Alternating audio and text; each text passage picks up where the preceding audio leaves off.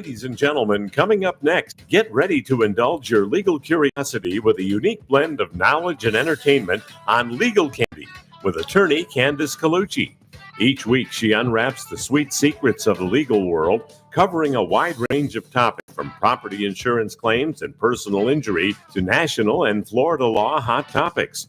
Guests will include industry whistleblowers, industry experts, and sweet surprises. Get ready for a flavorful journey through the legal landscape. And now, let's dive in with Candace. Hello and good afternoon. This is Legal Candy with attorney Candace Colucci. Thank you so much for joining in on our show today.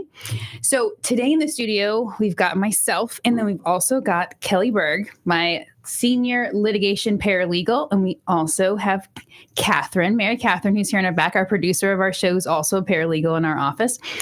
And so today, welcome back, as we are going to be unwrapping sweet layers of legal insights. So we're bringing you a follow-up episode because it has been a year and a half after the impactful Hurricane Ian that hit the Southwest Florida. So join me in revisiting the aftermath of the Ian's winds and waters and checking in on what's going on with the property owners' extensive damage and their insurance claims. So in this episode, we'll dive into the current landscape of property claims post-Hurricane Ian. What has been happening? What have we been seeing? And exploring how the passage of time has shaped the legal terrain, discover the ongoing complexities faced by the property owners and the evolving role of attorneys in seeking just and timely resolutions and payment of their claims. So grab your candy, sit back, and join us for the follow-up episode where we continue to unwrap the sweet secrets of law.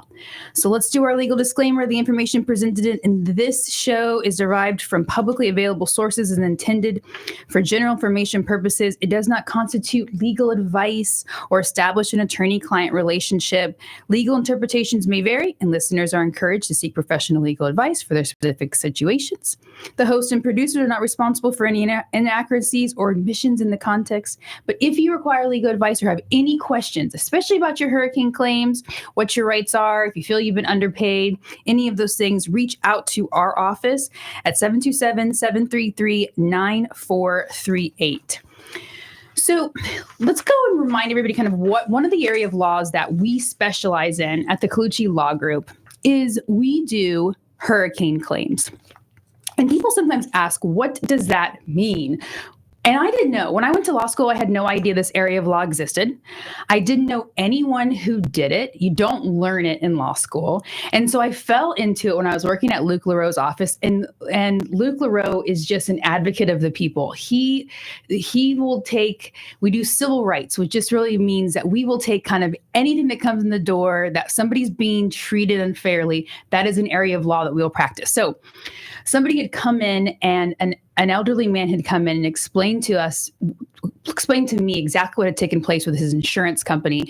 And it broke my heart because the problem with him was that he had such a backstory to it. And so long story short, what happened was that he had a residence, and he had two residents, and his second home was in Florida, and he was allowing somebody he felt really bad for live in his mother-in-law suite in the back of his house while he was not there.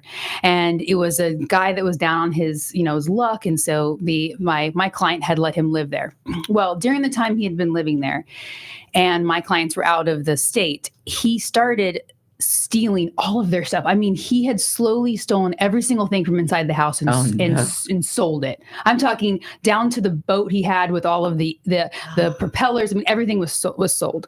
But the part that really kind of was the heart wrencher was, it's really the things you don't understand about people's belongings and how much their home or the things they have inside of it actually means to people. And so for my client, years prior, he had his wife and his daughter had been savagely, brutally murdered by his daughter's husband. So he literally came into their house when she was trying to get a divorce, and he shot and killed his daughter and his wife. And what he had gotten from the police department after he went and identified the body was they had given him his daughter and his wife's jewelry. And I know this sounds kind of, abnormal, but their blood was still on the jewelry. And so he had said that it was one of his prized possessions that he actually would travel with, and he had left it at his residence in Florida. So long story short is that was some of the items that were stolen and pawned. He never saw them again. And I'm telling you, that was the moment when the guy started to really break down and cry about how much that meant to him. So he's filed this insurance claim. He did all the worked with the insurance company. And then the insurance company were going to pay him for all of his items that had been stolen. And then at the very end, they write him this letter telling him he doesn't have coverage. And when he came to me and asked me, it was the insult to injury. I had already been through so much, and then the insurance company made me jump through all of these holes to make me identify every single piece of belongings we had. Because that's one of the things we know is that if you have contents, you have to identify every single thing.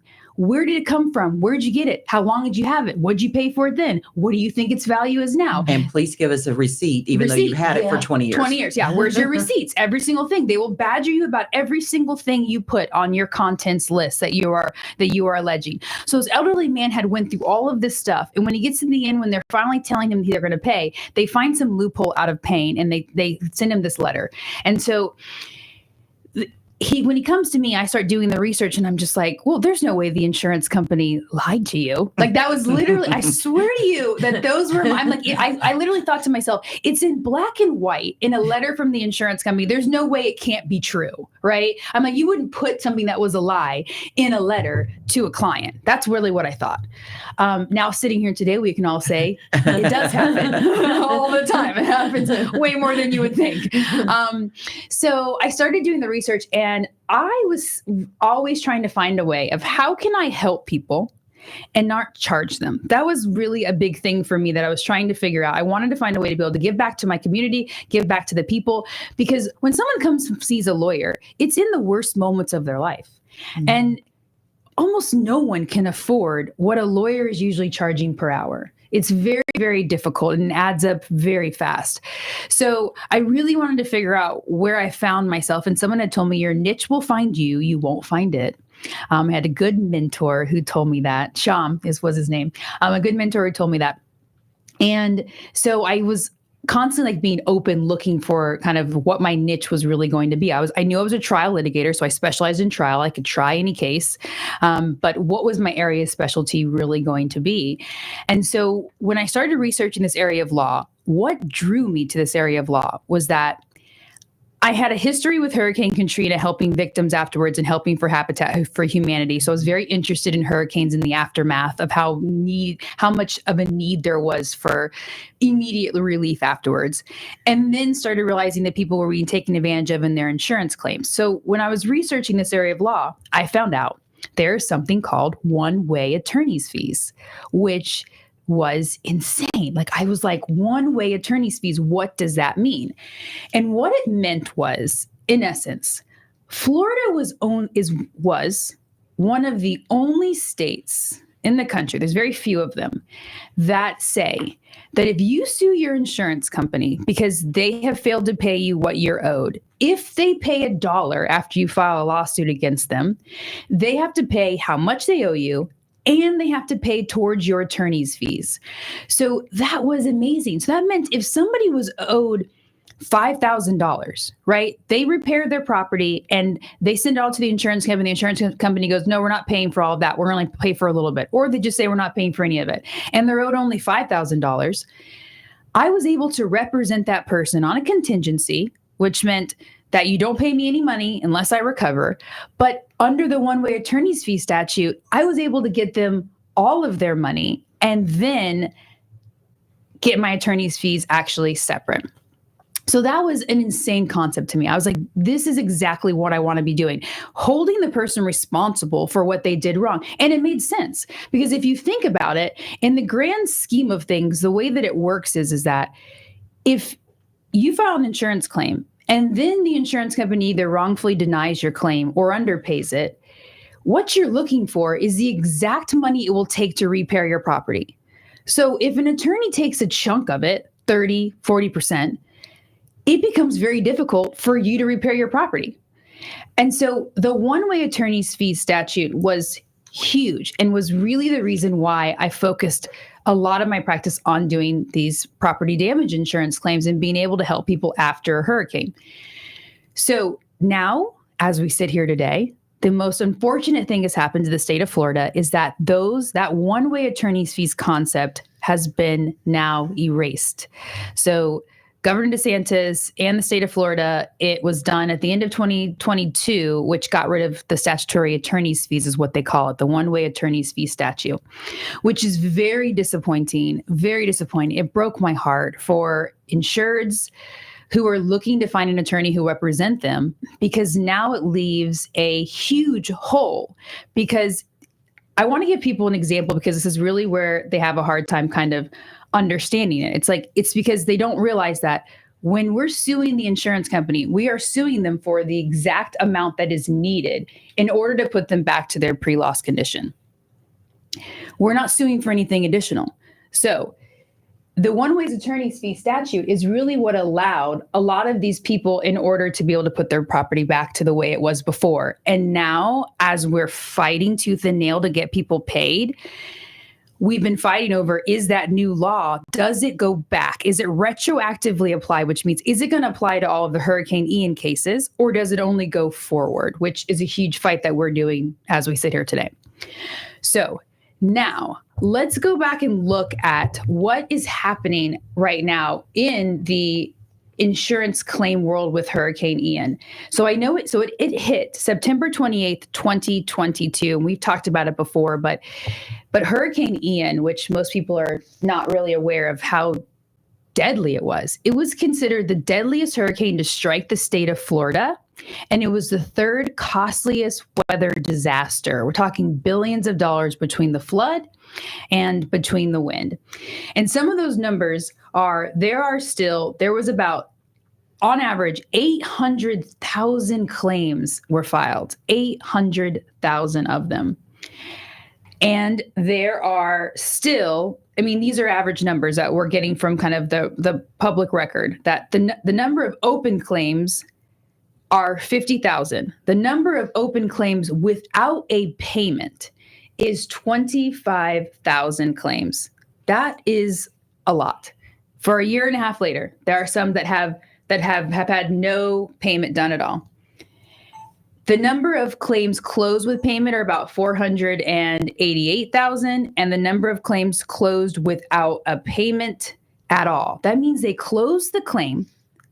It means somebody filed a claim. If you're filing a claim, why? Because you believe you have damage, right? You're seeing something, right? So that means you're looking at your property after the hurricane and going, there's damage here. And that's why you're filing a claim. Most people are afraid to file claims, right? Like everybody, you may not have had a property claim before, but you've at least been an offender bender or any of those kind of things. And most people are hesitant to file claims, right? Because it gets used against them. They don't want it to be used against them. They don't want their premiums to go up. That's a huge thing we hear all the time. They're like, I'm so afraid my premium's going to go up. So for someone to sit there and feel like I need to file an insurance claim, it's because they believe they have probably extensive damage that at least goes higher than their deductible, right? The deductible is the amount that you are responsible of the property owner to pay first. So if your deductible is $5,000, that means the first $5,000 of your damage, you have to pay out of pocket. And then the rest of it, the insurance company is supposed to pay.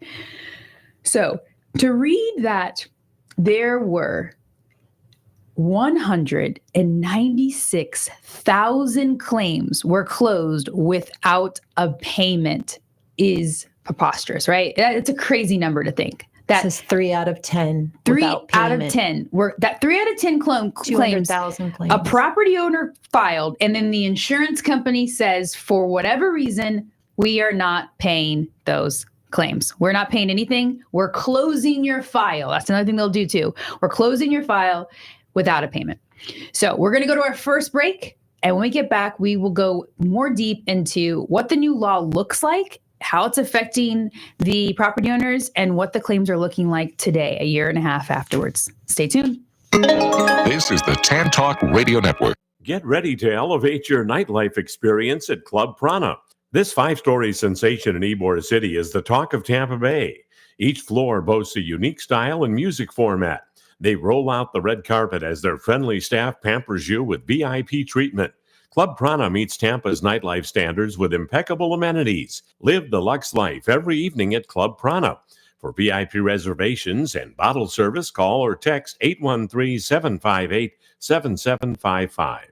Coastal Roofing, your trusted Florida roofing experts, puts you first. They excel in delivering exceptional roofing and general contracting services, proudly serving all counties. Their dedicated team guarantees not just your complete satisfaction, but an unforgettable experience. You also get a free inspection report and damage report. Rooted in integrity and powered by expertise, they consistently achieve the right results on schedule and within budget. For one contractor, great price, expert service, Coastal Roofing. 1-800-674-3675.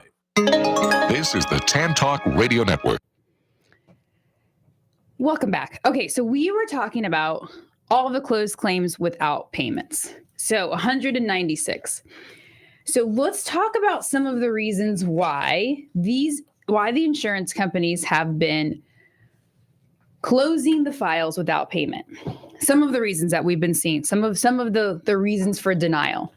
Okay, the very, very biggest reasons we're seeing where they're closing these files is that there is a difference between flood damage and wind damage. And where it comes from is that the way it works, the difference between flood and wind is if you have flood coverage, right? There are two different types of policies, right? Right. So if you have flood coverage, that's going to cover any water that comes from the ground up, right? We get this all the time where homeowners are confused about what actually constitutes as flood, as it being flood damage. Especially when their adjuster goes in and says, oh no, this is all flood damage. Oh yeah. And then they just believe it, right? Right. So I mean, we have one we were literally just looking at that is where it's 2 stories. Okay, 2 stories. The property is 2 stories. And they filed a claim for flood and a claim for wind. So it's 2 stories.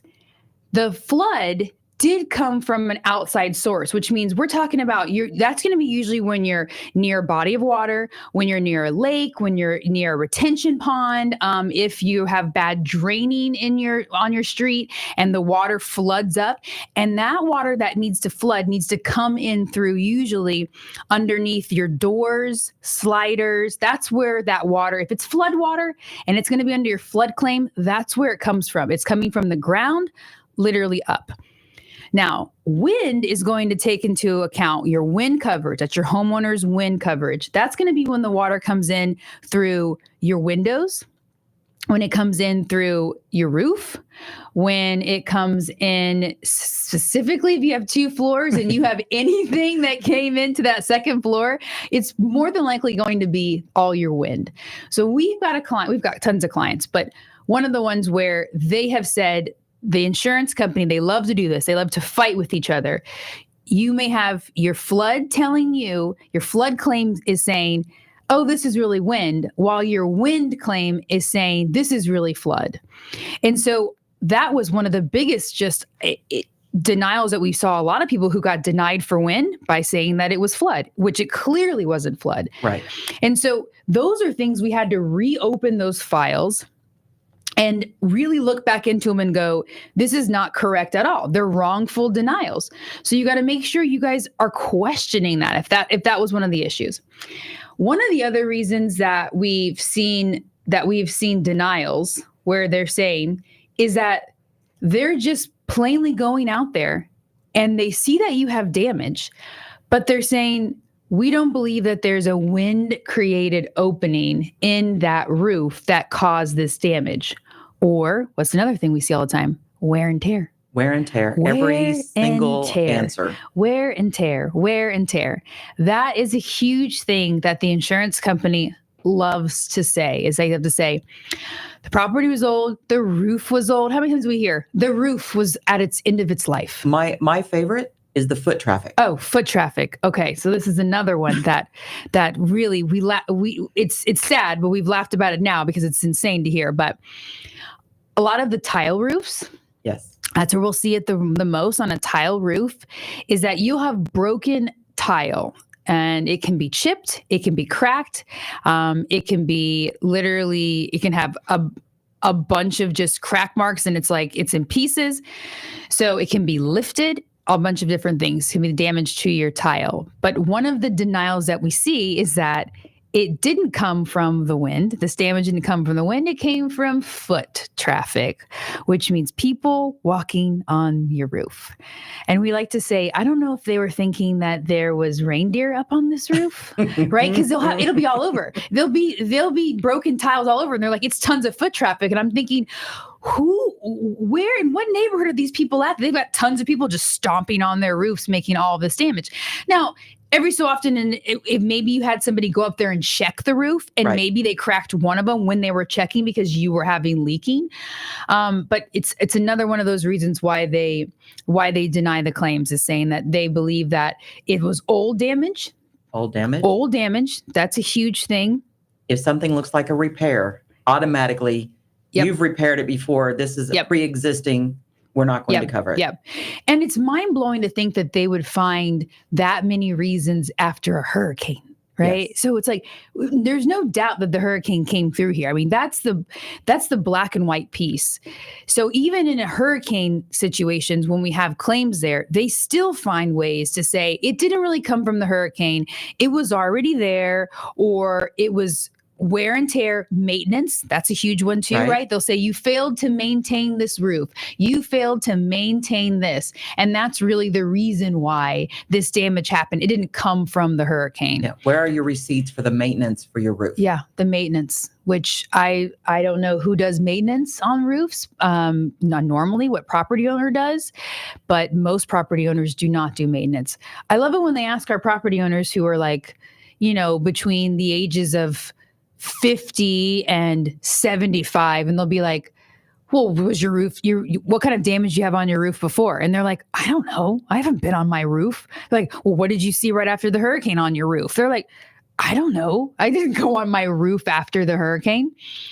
So those are some of the reasons why we've seen a massive amount of denials, specifically with the Hurricane Ian files. And you have such a high number of unfortunately, as we've seen, wrongful denials. We have also seen a lot of denials based on what took place when they were getting their insurance, right? Yes. From the procurement of your policy.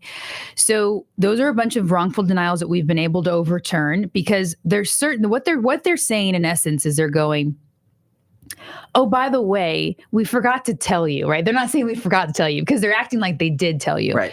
But when you got this policy a year ago, 2 years ago, most of the time a year ago, you didn't give us certain documents we asked you or your agent for. Like what they do is when you get insurance and you go to your agent and you go, okay, I'm going to get insurance.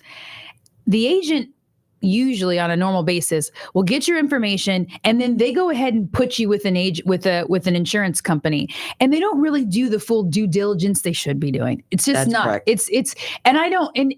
I get it. It's hard. There's a lot of people who are getting insurance. There's not enough agents, and there's not big underwriting that's happening when it comes to residential, and residential property insurance coverage.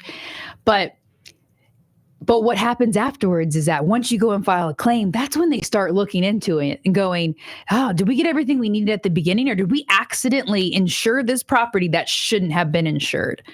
And so, or they'll say, well, we sent you a letter, no one responded. So at the time you file a claim, we found a lot of people who were finding out they didn't even have coverage.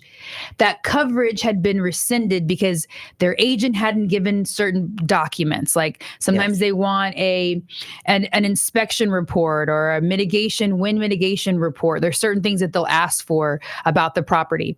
And so they'll say, well, actually, you don't have coverage at all, which we saw a lot of people who were in that boat. And some of the ways that we were able to overturn those are that the statute says there's certain things that an insurance company has to do in order to rescind, which means take back a policy they already gave somebody. Right. And a lot of those insurance companies had not done that.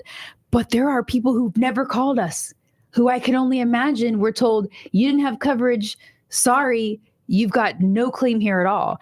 And I mean, people are coming to us. I'd like to know how many of the 200,000 that they closed without payment, they just told the people, you don't have coverage. Yeah. Yeah. Oh, I would love to know those.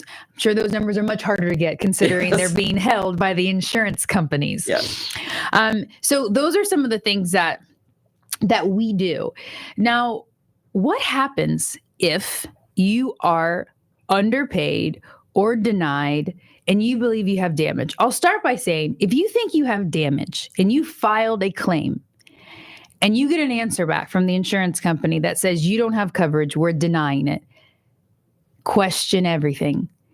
Question it, right? You've already filed the claim. People ask us all the time. They go, is there going to be a penalty if I hire a lawyer, if I hire a public adjuster? Is there going to be a penalty for that? No, there's no penalty for you enforcing your rights to hire an attorney. You've already filed the claim, which in essence, the thing that could be used against you sometimes in this world of how they determine premiums for an insurance policy is going to be looking at how many claims, what kind of liability are you? How many claims have you filed? What have they been for? And what's the current status of your home? Have you repaired the property, or things that they're usually looking into?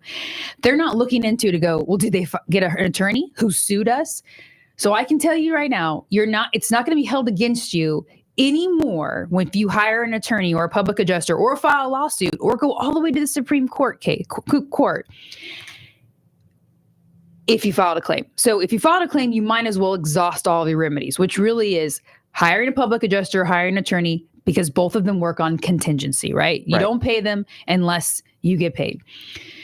So first of all, if you file the claim and you get an answer back like that, call our office, call other offices, call their attorneys who do what we do, call public adjusters, and have them look over your file. That's number one. Number two is, if they did pay you, how do people realize that they are underpaid in an insurance claim? There are times when people know right away, right? Some people have been in the construction industry or have just got work done, so they know the cost of it. But majority of people have no idea. If I ask somebody on the street right now, how much would it cost to put a new roof on your house? They wouldn't know. They wouldn't know if it was $5,000 or $60,000 most of the time. Right. Because roofs, sometimes it's been 20 years since someone's put a roof on the house.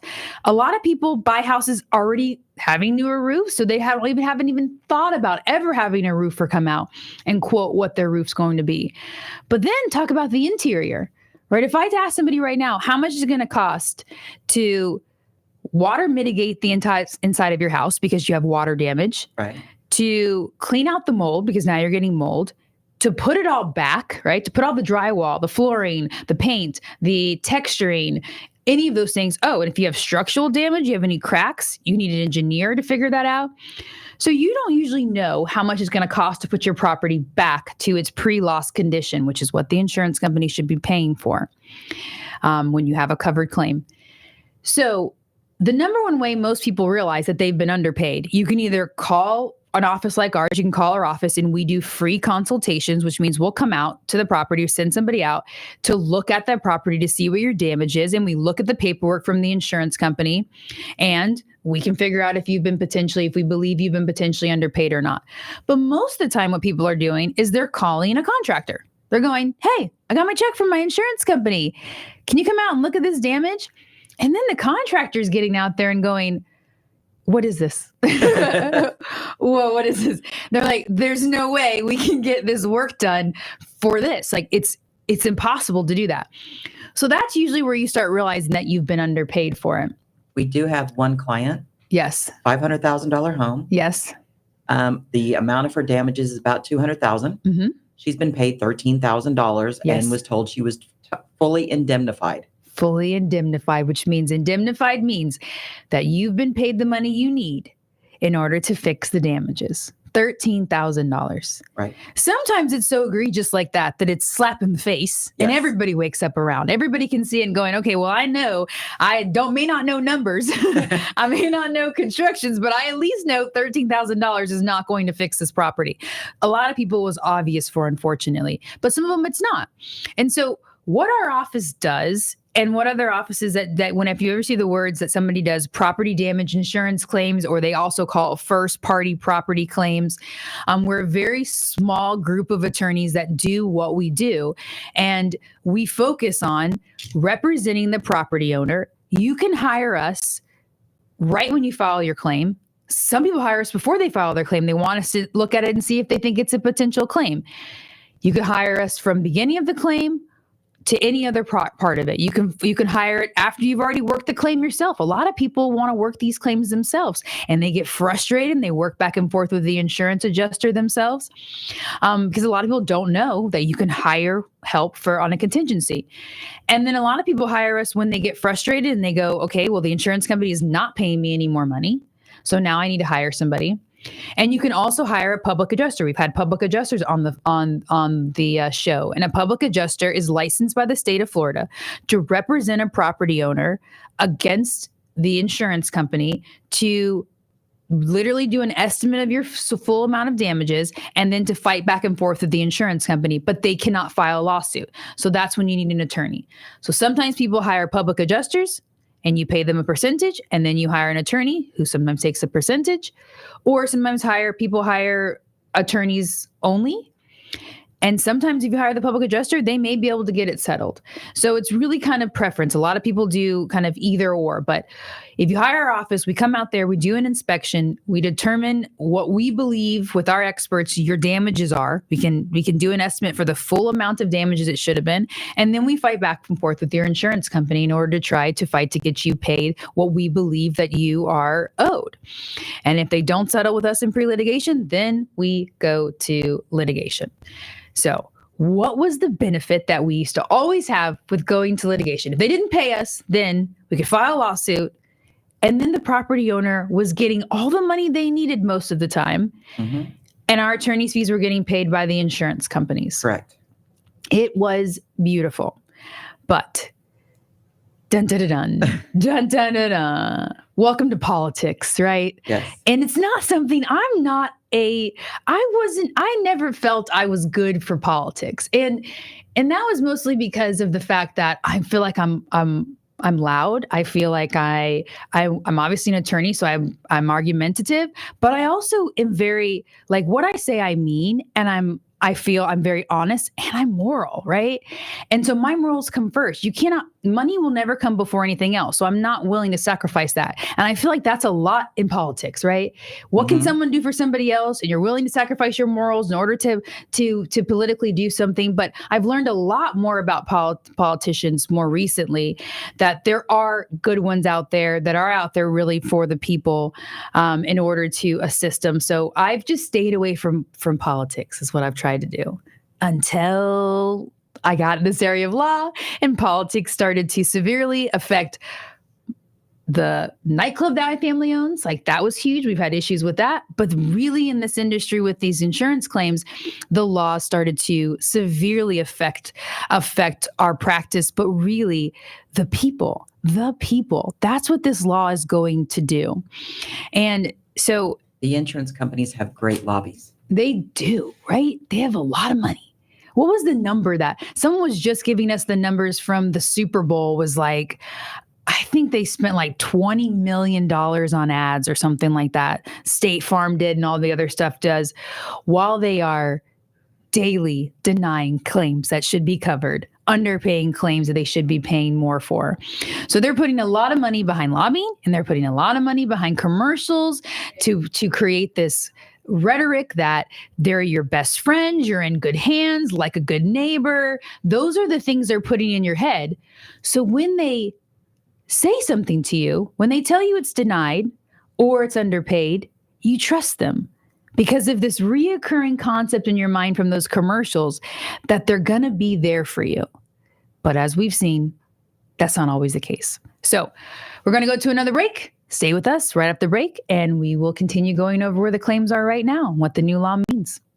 This is the TAN Talk Radio Network. Coastal Roofing, your trusted Florida roofing experts, puts you first. They excel in delivering exceptional roofing and general contracting services, proudly serving all counties. Their dedicated team guarantees not just your complete satisfaction, but an unforgettable experience. You also get a free inspection report and damage report. Rooted in integrity and powered by expertise, they consistently achieve the right results on schedule and within budget. For one contractor, great price, expert service, Coastal Roofing. 1-800-674-3675. Get ready to elevate your nightlife experience at Club Prana. This 5-story sensation in Ybor City is the talk of Tampa Bay. Each floor boasts a unique style and music format. They roll out the red carpet as their friendly staff pampers you with VIP treatment. Club Prana meets Tampa's nightlife standards with impeccable amenities. Live the luxe life every evening at Club Prana. For VIP reservations and bottle service, call or text 813-758-7755. This is the Tan Talk Radio Network. And welcome back.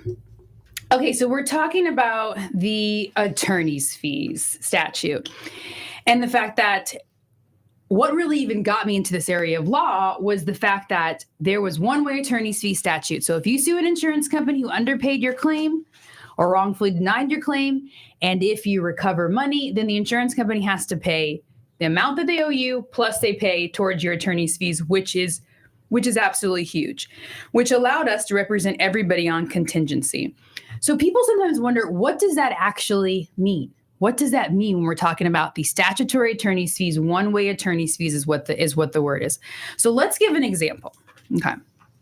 So let's just say that you are owed on your claim $50,000, which is an average kind of amount of a claim.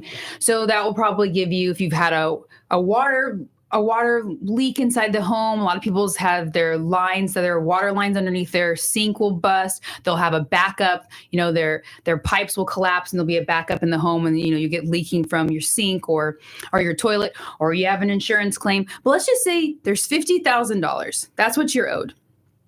And that is a massive amount of money. Okay, that is a lot of money that you're owed in order to fix your house.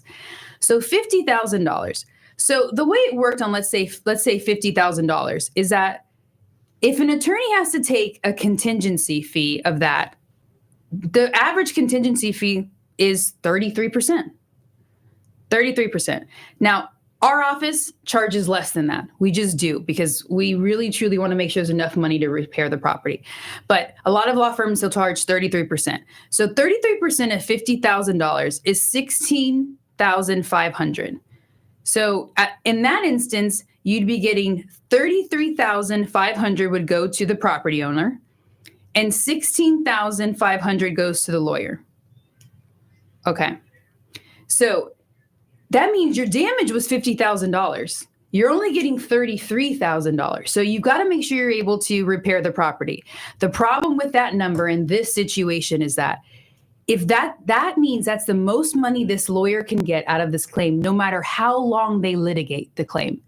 So if this claim goes to litigation and it litigates for 3 years, 2 or 3 years, and it goes to trial, the most money the attorney's ever going to get is $16,500, which is why now, with the new law, most attorneys will not take any claim where there's money owed that's less than about $100,000.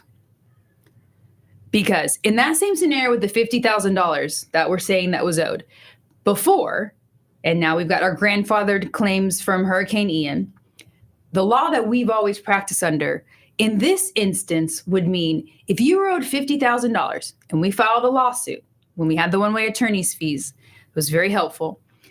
We could argue that once we filed the lawsuit, that the whole $50,000 needs to go to the property owner, and our attorney's fees are in addition to this, depending on how long we litigate it. So let's say we litigate the case for a year and a half and they finally settle, and our attorney's fees per hour that we should be getting paid come out to, let's say it comes out to $18,000, right? We've litigated it. We're preparing for trial. We're about to go to trial. We need $18,000 for our attorney's fees. In that instance, with the old law, the insurance company would pay $50,000 all to the insured. and they'd paid $18,000 to the attorney. So the insured was being made whole. So it was such a benefit for the insureds. But not only is it harmful for the insureds with the new way with there's no attorney's fee statute, but it also has now created, because remember we talked about before, is that before with the old law, I could take a case where you were owed $5,000, $3,000. We have seen these people come to our office. $3,000 is a lot of money for people who live paycheck to paycheck, which is most people. $3,000, right? So you used to have a recourse. Like you could come to our office and go, I'm owed $3,000 for my contents. They denied it. They haven't paid it. Is there anything I can do with this? Absolutely. We could take that file and we could file a lawsuit against the insurance company and get you your $3,000, and the insurance company had to pay our attorney's fees. It was beautiful, and it's the way it should have been, right? Because this law that's very, very niche, not most areas of law all say everybody should bear their own attorney's fees, right? That's the old school, since the dawn of time, the way the law works is that it's very, very rarely where one person has to pay the other person's attorney's fees, unless it's like in a contract you signed or something like that. But in normal situations, it's not always included that way. But in this instance, it makes perfect sense because you're saying, Mr. Insurance Company or Mrs. Insurance Company, you have not done right by me. You were supposed to pay to cover this because I was your client and I paid into you for all of these years. And now it's time for you to pay and you don't want to pay. So in that situation, it was like a punishment saying to the insurance company, and it was supposed to deter their behavior. That's what these one-way attorney's fees are. What the insurance company did when they were lobbying to get this law changed was they were saying, this is why the premiums are continuing to go up, is because of the attorneys filing these lawsuits. Well, I'm here to tell you today that if an insurance company believes it's a frivolous lawsuit, do they pay? No, they don't. They will fight tooth and nail, and they don't just pay out on claims because they're afraid of the attorney's fees. No, they were tired of being held responsible for the underpayments and the denials and their behavior. And they weren't liking the fact that now these attorneys were representing these clients and getting these claims paid, and it was cutting into their bottom line. And that's it. Because I'm here to tell you that if there's a claim that they believe is fraud, what do? They investigate it. They deny it.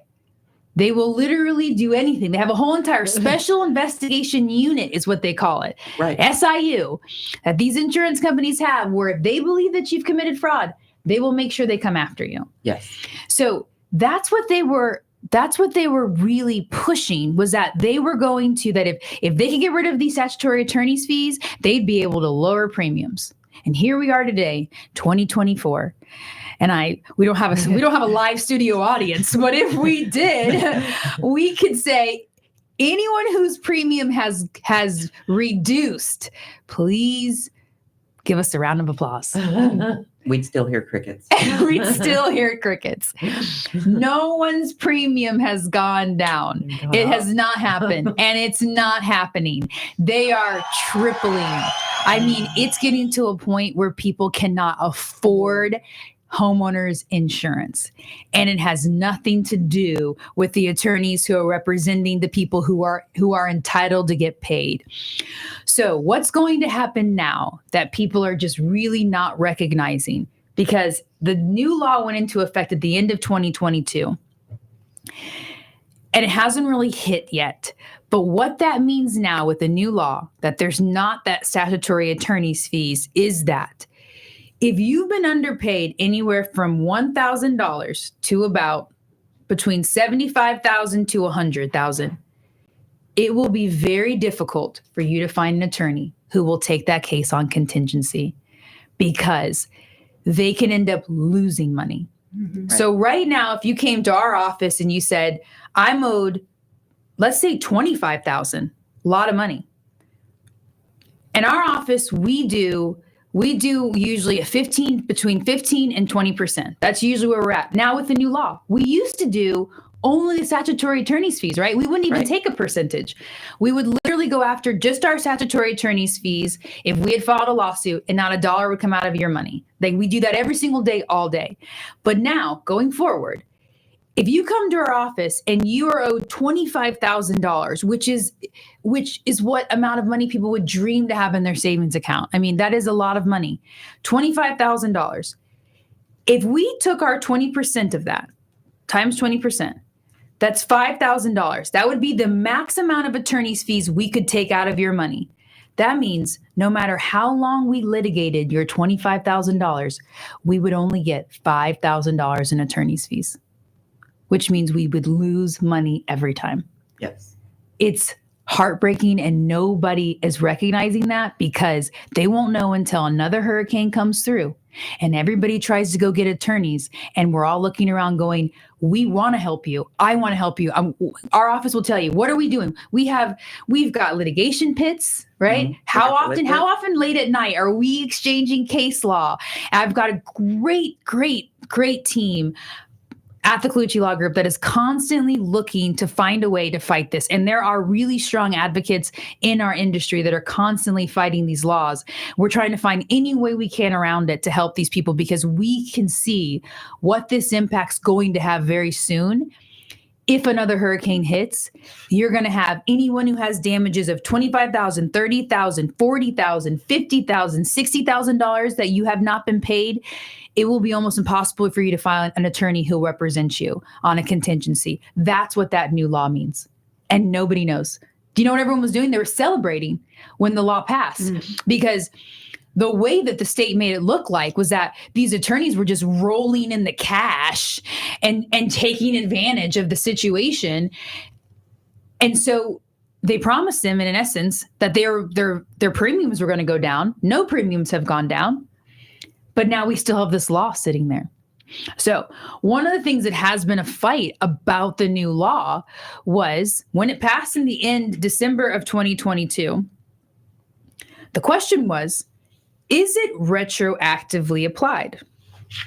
What does that mean, Kelly? Retroactively applied? Because that's what they wanted to do, right? They wanted the law to start literally immediately. Upon signing, they love these laws to start right then. So that means anyone that files a lawsuit after that date, it doesn't matter how old the claim is, how new the claim is. If they filed it after December 2022, we filed a lawsuit, that case should not have statutory attorney's fees.